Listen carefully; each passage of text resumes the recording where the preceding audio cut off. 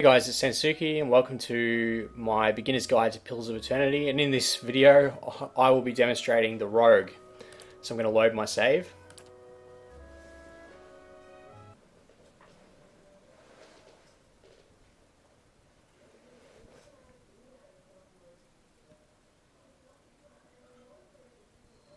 I really need to install this on a solid state hard drive. Okay, so I've made a Death Godlike Rogue, and it's actually a Death Godlike with the Dwarf version, which it's only a cosmetic difference.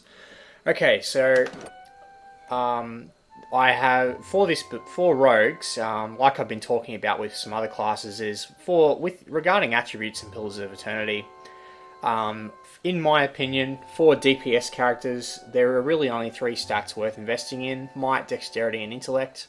And Intellect is only good if you're planning on using active abilities, or you have an Area of Effect, Passive Aura, or Area of Effect spells, or something like that. So for classes like Rogues, Ciphers, probably Druids as well, Wizards, classes like that where you're focusing on dealing damage, I wouldn't bother about the defensive attributes because you can mitigate damage to the party through smart play.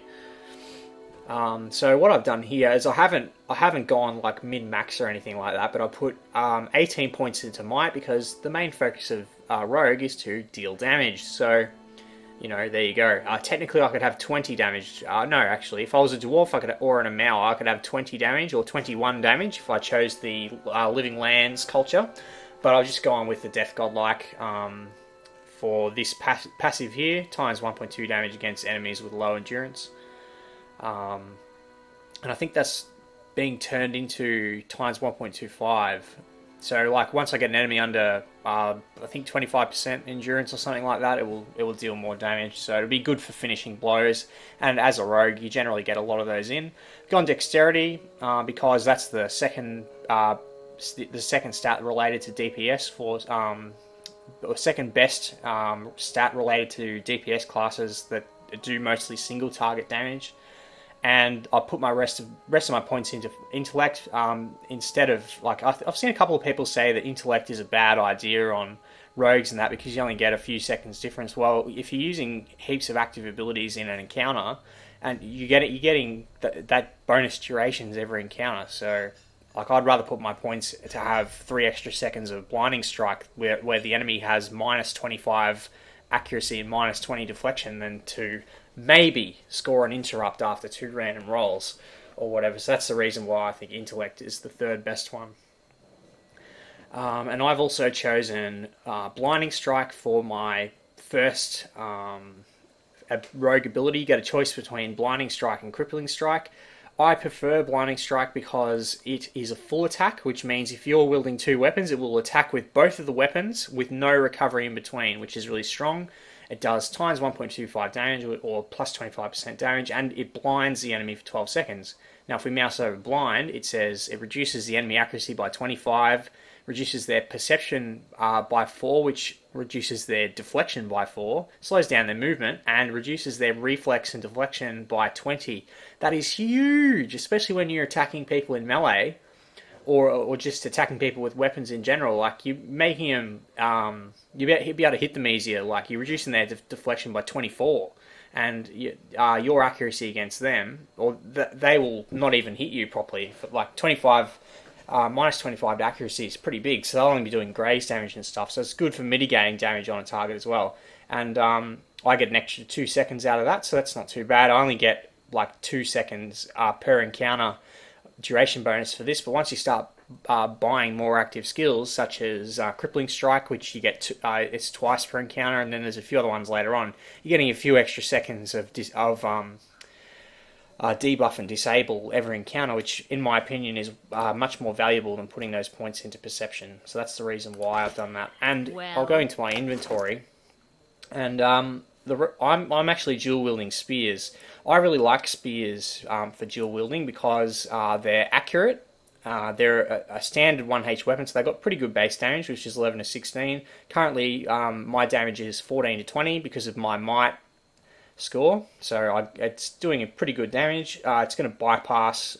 Well, it's going to beat pretty much any low armors that they could be wearing.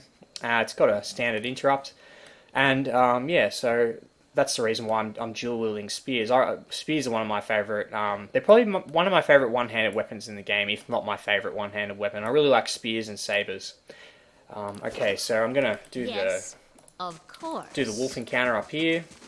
Now I Well, don't. Of course. My rogue is a little bit Let's gets check by a. those Sorry, other rogues get a weapons. bonus to stealth. So What is at it? level 1, I have 1 in stealth. Now if I picked What you need? a background that had a bonus to stealth, I could have a bit more, but I Well. might be able to get a little bit closer. Let's see how we go. We still want Kalisha to be in front though, so I'll Well. see how I go. How much closer can I get? Okay, so not very much. Alright, so let's just go in, I guess. Yes. Now I'm gonna blind that wolf and knock down that wolf. See how it attacked with both attacks, and it did. Let's have a look. Okay, so hit for 26 piercing damage, and rogue. Remember, if you watch my character creation video, I said that rogues get sneak attack or qualify for sneak attack in the first 2 seconds of each encounter. So that's why you want to use stealth, because you want to get as close as possible and then come out, run in and get a sneak attack. So on both of those attacks, I got sneak attack, which adds 25% damage. The attack itself adds 25% damage, so I've just done 26 and 22 damage on those hits, and I also blinded the wolf, but that doesn't matter because I killed it with those What 2 is it? strikes there. Now that is Well. why blinding strike is an awesome ability. So I've used that now, so I don't have any more pair encounters. But yeah, I always open encounters with blinding strike as a rogue. It is a fucking awesome ability. And, oh, the wolf changed targets, so that's interesting. I haven't actually seen the targeting AI do that. Let's have a look to see if it was because I've got a low defense. So I've got 15 deflection on the rogue, and Kalisha's got 29. So it looks like the wolf has smartly changed targets to my rogue What because is it? she's got a lower deflection. What you need? So I might actually knock that wolf down. The wolf did hit me. It looked like the damage wasn't in sync with the body though, or the What attack is it? itself. So I did get hit. Pick This up is the it. berries, go through the dialogue.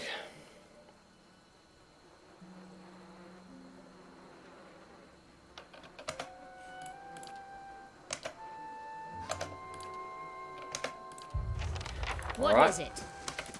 And back down to the bridge.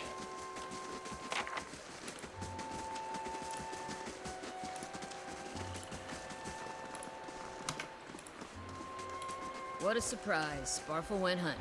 Now I wonder, Must have left the water in this video, if I Come on, what stick you need? Kalisha over here, will she be right next to the guy that comes over the bridge after the What is interstitial ends? I wonder. Let's have a look and see if that's actually the case.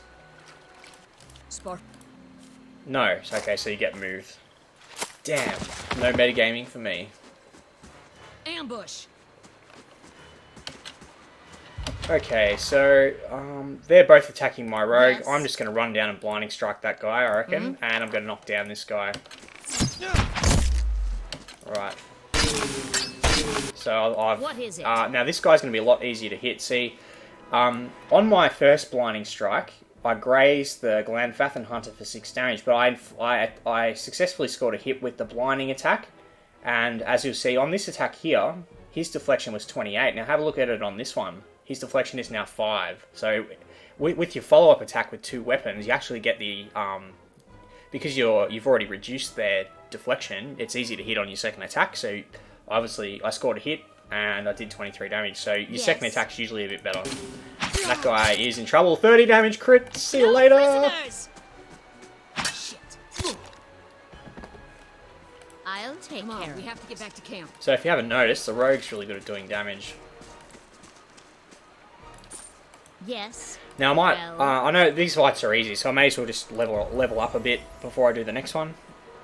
Okay, so I'm gonna level up my stealth.